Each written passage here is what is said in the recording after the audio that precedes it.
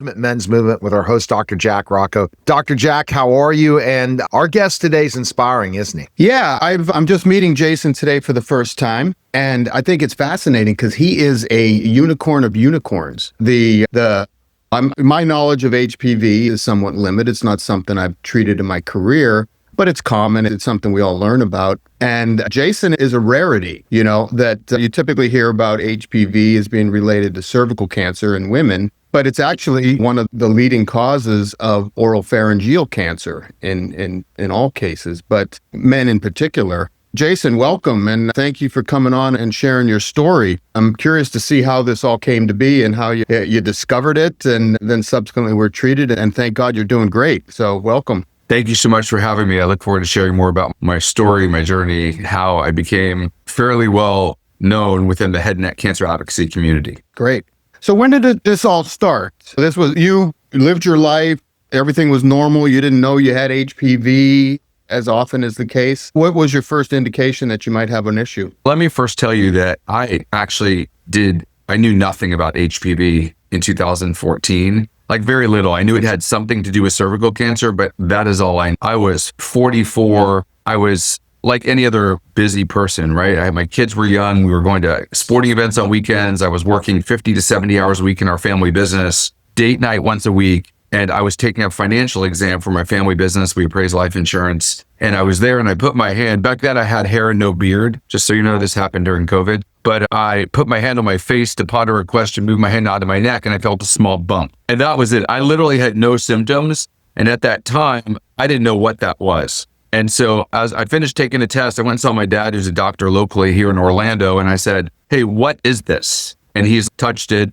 And I didn't know what he was doing. And he's, let's call the ear, nose, and throat doctor, because my dad has been a doctor here for decades. Yeah. I'm a dermatologist, thank goodness. And so we called the ENT and he said, hey, you don't smoke, you don't drink heavily, come see me in a few weeks. And this was a Thursday. And I'm like, great, I'll be there on Monday, because I'm a guy that goes to the doctor, and I always tell people that's like the one thing that I try to tell guys all the time. Don't be so manly. Go to the doctor. Absolutely. Right? You're preaching to the choir. We promote that all the time. Men don't take care of themselves. That's part of our mission. It's a problem, right? So I go to the doctor, they look at my neck and they're like, hey, it's likely nothing. We'll put you on 10 days of antibiotics and steroids, and the slight chance it doesn't go away, we'll immediately schedule you for a needle biopsy and CAT scan. Now, I have to tell you, I'd gone from 228 weight to 208 down to 188. I was the healthiest I'd felt in years. I did not even hear that last part. I thought, great, antibiotics. So I went on antibiotics. 2 days later, left for the Florida Keys, where I ran the equivalent. I ran a 5K, basically. Partied with friends. That Sunday, flew from the Keys to Washington, D.C., where I lobbied on Capitol Hill for the insurance industry for my business. Wednesday, flew home. Thursday, CAT scan. Friday, needle biopsy. Monday, stage 4 HPV-related tonsil cancer. Wow. And so this is within a month. Oh, yeah. It was weird, to be honest. Cancer was something that other people got. It never knocked on our door before. So obviously, I'm sure you talk about this, but cancer doesn't care how wealthy you are. It doesn't care white, black, Christian, Jewish. It does not care. It's just cancer. It shows up everywhere. I want to not to mislead anyone. So when I say stage 4 HPV-related tonsil cancer, I learned, had I been diagnosed at the end of 17, beginning of 18, I would have been stage 1. But 11 years ago, because of the path that the cancer took, I was stage 4. So I find out that I need a radical tonsillectomy, neck dissection. I had 42 lymph nodes removed from my neck. I have a scar that goes from the bottom of my right ear to the center of my throat. It's on the scar line, on the line of my neck crease, so can't see it as much anymore. And then I had 7 weeks of chemo, radiation, and a feeding tube. Talk about 0 to 90 in 3.2 seconds, from healthy to major cancer treatment. It's fantastic that you found it so early. Explain that a little bit about the stages. Tell me that again. Yeah, and I'd like to go back anyway, because so they do this needle biopsy, CAT scan, the whole thing. And I will share this with you, but without giving too much detail so I don't get anyone in trouble. And Neil, you're going to be like, Jason, you should have told me this before. I'm pretty persistent. And what happened actually was I had my needle biopsy and CAT scan. I called the hospital all weekend and I'm like, did the results come in? Did the results come in? Did the results come in? And they're like, finally they came in. Monday morning, I'm standing in my living room and they're like, yes, the results just came in. I said, great. Can you fax to my doctor? I don't know if I should say this. You might want to cut this, and I gave them my e-fax because I thought I know how to read the path report. My job my whole life was working with my dad, his dermatology practice. I can read no cancer. Like I can read it. Yeah. So I'm standing in my living room. The path report comes in and it says tonsil cancer. And I'm like, I can't believe if this is real, I have cancer. So I send the e-fax, I forward it to my father, and he answers the phone. I'm like, hey, Dad, I need you to look at your email. He goes, what is it? I go, I think I may have cancer. And it was the weirdest thing, right? I'm telling my dad I have cancer. I'm the oldest of 4 kids, and everyone knows that parents love their oldest son the most, or daughter. And so I knew it was going to be heartbreaking to him that I'm telling him that I have cancer. But so he says, and I'll never forget, he opens the path report and he says, looks like it. And I will tell you, I then had to show up to the doctor, pretend like I didn't know that I had cancer already. And the doctor tells me, and reality is, it's scary, right? At the end of the day, you feel as healthy as you've ever felt. I've never heard of it before. It's not like prostate cancer. And when I say this to you, I'm not minimizing breast cancer, prostate cancer, pancreatic cancer, lung cancer. Everyone knows someone who has had those cancers. Right. I get HPV-related tonsil cancer, and I'm like, I literally don't know what this is. And I've been raised in a medical family for decades. That's what I'm telling you. My first statement to you is that you're a unicorn. This is a rare thing. And it's HPV is, once again, like I said, a lot of our theme is how men's treatment, how men's healthcare varies from women and is often on the second tier. Now,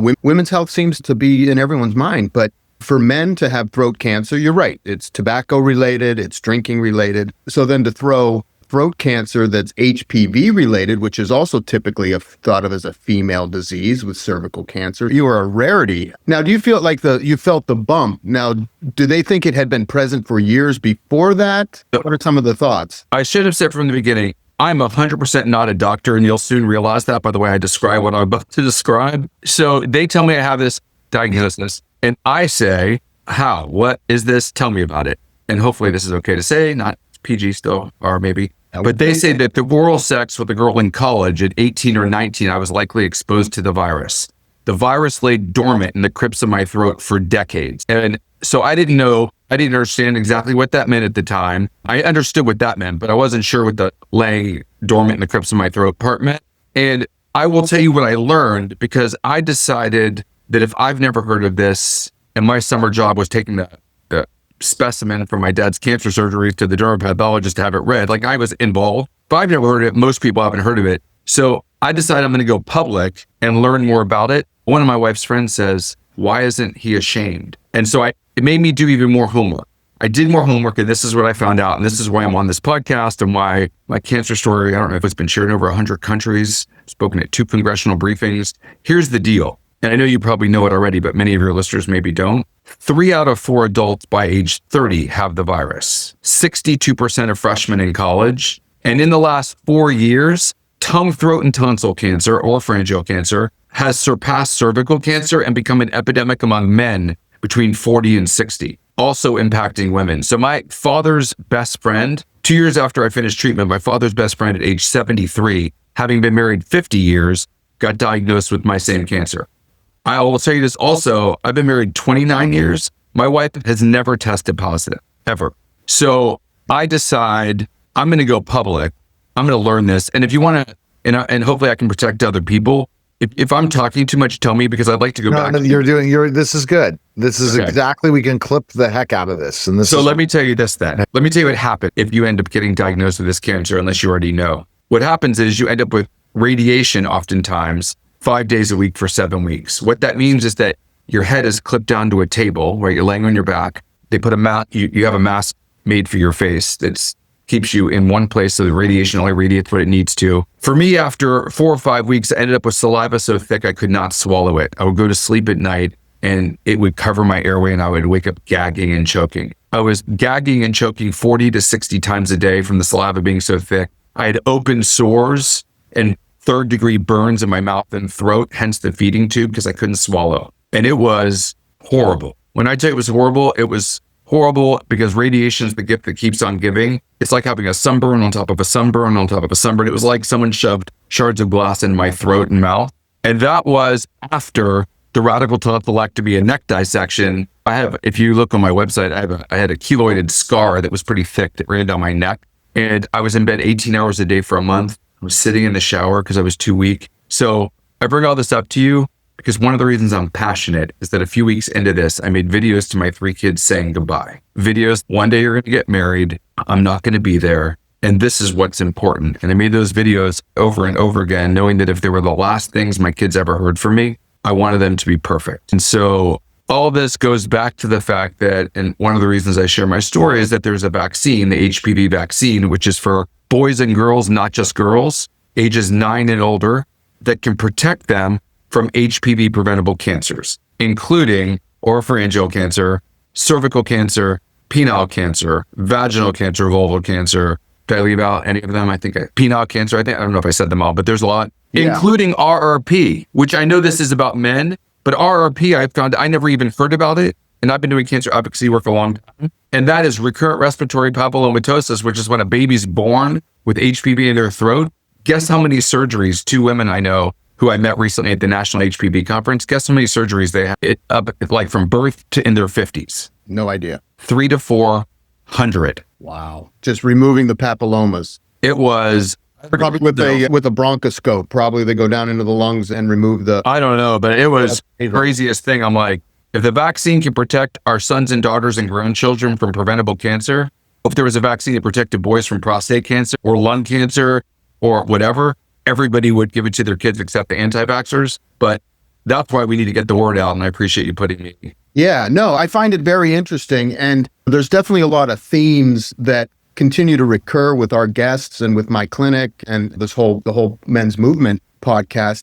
And shame, guilt being one of them, particularly shame and guilt surrounding sex, as if we just all miraculously popped onto the planet through some immaculate conception. This shame and guilt. Me, myself, I grew up Catholic, and Catholic people definitely didn't have sex. Particularly the women certainly never had sex, all these immaculate conceptions. But just that shame and guilt around sex, it's a fundamental purpose and process that everyone goes through. Yet culturally, it's been so stigmatized and tabooed. And like I said, the men seem to hold a lot of the guilt on it, or the blame and shame. He gave me HPV. Where did he get it from? And then when you throw in cancer and oropharyngeal cancer, it's another thing that's typically laden with shame and guilt about he was a drinker, he was a smoker. But these are common things. These are human things that we all go through. We all have friends. It's a part of life.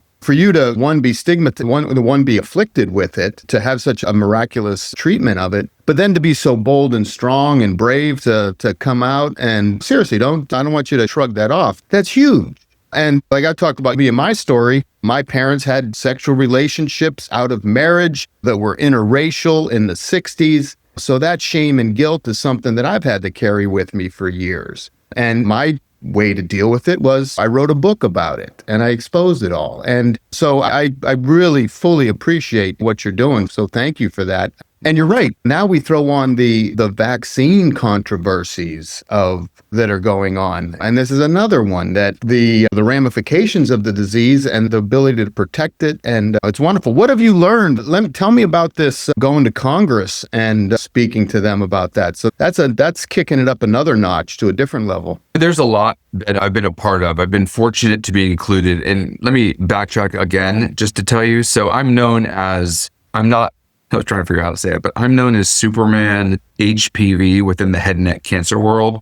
And I'm not an arrogant jerk who thinks he's Superman. My friends called me Superman during chemo and radiation. And so I adopted the name, went public, launched a website, and an NBC News reporter was writing an article about the epidemic among men, called me and said, could she include my website within the article? And overnight, 500,000 people read the article, and my family ended up on NBC Nightly News with Lester Holt in 2017. So that kind of launched even bigger. I started the website to provide inspiration and information for those diagnosed and or researching HPV, the HPV vaccine, and HPV-related cancers. And through that, and just getting the word out and trying to eliminate the stigma or reduce it, I've met some wonderful other people advocating for the HPV vaccine for cervical cancer or anal cancer, different things. I end up being connected with Congresswoman Castor's office because they have the Prevent HPV Cancers Act, which had bipartisan support, but they're still looking for a Republican co-sponsor, like a senator.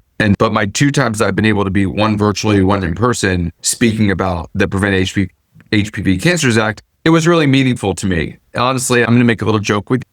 The people next to me were very impressive. You have like leading scientists, leading people from all these associations, and my placard said Superman HPV. Literally, it said that, like on the thing. I think Superman outranks senators and congressmen for sure. So that's great. You know what? It's been interesting to me. I always tell my wife, I'm about to go like October 4th and 5th at UCLA. There's a survivor symposium. I serve on the national board for the Head and Neck Cancer Alliance. I'm also on the board of the HPV Cancers Alliance. But we are having a survivor symposium at UCLA. And I always think it's interesting. And I always tell my family, these doctors, they're wonderful. The Head and Neck Cancer Alliance doctors are fantastic. They care about their patients, but they are so much more educated than me. I'm smart. I graduated from college. I'm good to run a family business. But the connection between the science and the humanity is the disconnect. And a lot of the really smart people, while they have the science behind them, value my contribution on the story side, because I do talk often about, I believe a parent's number one responsibility is to protect their kids. If you can protect your kids from preventable cancer, don't you think you should at least speak to your kid's doctor about that? Absolutely. So I guess that's my 2 cents on that. I'm not sure I addressed your question, but just being able to share my story and take a time that was so brutally tough for me, my wife, and my kids, and use it for good is what leads me forward. Yeah, like I said, personally, I love that passion that there's, I think men in particular, but so we deal with men. So these are the things we talk about, but men in general, when it comes to expressing signs of weakness, discussing health, discussing mental health, discussing cancer. I had an uncle, and we all have these baby boomers, these World War II veterans. Like, he was diagnosed with a nodule on his lung and he just blows it off. And then a year later, he dies of lung cancer. Who knew that men so neglect? And then even further, that even if they neglect themselves, if they go through something, they don't really talk about it a lot. There's not a lot of men who are willing to come out and say, oh, hey, I had cancer. Oh, hey, I did. They tend to hide it and keep it in beneath this armor shield that protects them from judgment. Go on, you're going to say? I was just going to say this, and I didn't mean to cut you off at all. If anyone listening ends up with a bump on their neck that appears out of nowhere, or a sore in their mouth that's not healing, or an awkward feeling in the throat, I would immediately go see the ear, nose, and throat doctor. I can't tell you how many people really confirming what you just said with your story. I know some people now that are going through, so it's HPV-related oropharyngeal cancer, but it's spread to their lungs. I know someone else where it spread from their lungs to their brain, so now they need gamma knife. And I had someone literally call me. I've had 2 people call me this week. I deal with patients all over the world, probably 2 to 4 a week. And I had someone call me earlier in the week and they're like, bones are breaking because the cancer got so bad and they never went and followed up with their doctor. Literally, they're like, did I do something wrong by not forcing them? You can't make people take care of themselves. You need to give them the information and hopefully encourage them to go to a doctor. No, but hearing stories like you that put a face to it. You know, when you go see a doctor and the doctor tells you you've got cancer, it's this nebulous thing. It's this ghost behind the screen. But when you got a face that you can put to it, Jason Mendelsohn is, hey, I saw this podcast. Hey, there's this guy I know. I saw this man.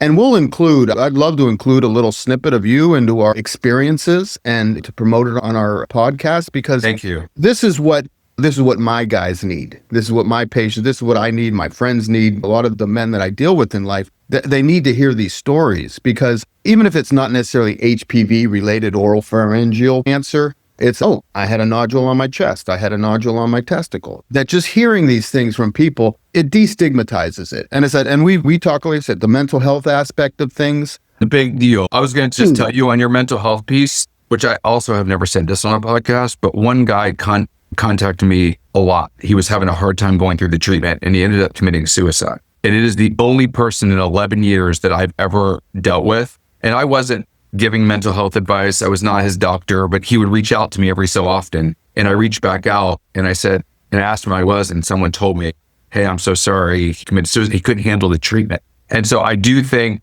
that you can be a strong man, father, business owner, whatever you want to be, but you need to be in charge of your health. Whether that is getting your PSA checked, whether that is going and having an annual checkup. I go every year on my birthday. Around that time, I go for full blood work twice a year. But I think being in charge of your health, and for me, I work out to inspire and encourage other people that there is a light in the darkness, that you can beat cancer and move on and become your strongest you. Yeah. So I think you may not be a physician treating patients, but you are saving lives. And I'm not using that as a cliche or a slogan. I believe it's true. The people that you touch, the people that you inspire.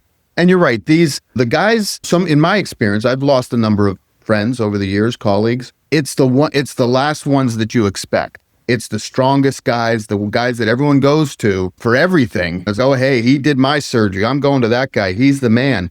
I've lost a number of those guys because they don't have anyone to go to. Everyone goes to them. Who do they go to? They go to guys like Jason Mendelsohn. That's who they go to. I think that's what you're doing, and you're doing it for a reason. So thank you. So Jason, what's the latest news that you want to tell your people out there about what you're doing for advocacy for HPV? I'm headed to Bangkok, October 18th through the 27th. I'm speaking at the International HPV Conference. Last year I spoke in Edinburgh. Hopefully, my goal is to have my cancer story shared in as many languages as possible on all 7 continents to save lives worldwide. That's my thing. I'm just continuing to share my story, do podcasts with you, Neil, and just advocacy and discussing the importance of men taking care of themselves, being aware. For this podcast, my thing would be bump on your neck that appears out of nowhere, open sore in your mouth that's not healing, awkward feeling, go see your ENT. And if you have boys and girls 9 and older, talk to their pediatrician about the HPV vaccine to protect them from a virus that 3 out of 4 adults by 30 have. That's great. Definitely. Yes. Jason and I are working together, as Dr. Jack and I are working together. Again, the media giant community is growing in giant ways in so many ways. Dr. Jack, best place we can connect with you is go where? We have a new website, but our first website is theultimatemensclinic.com. And we have another website that's now active called largernewbedford.com about our enhancement procedures. Okay. All right. Appreciate it. All right. Thanks again. That was a special simulcast, The Neil Haley Show and the Ultimate Men's Movement. Guys, take care.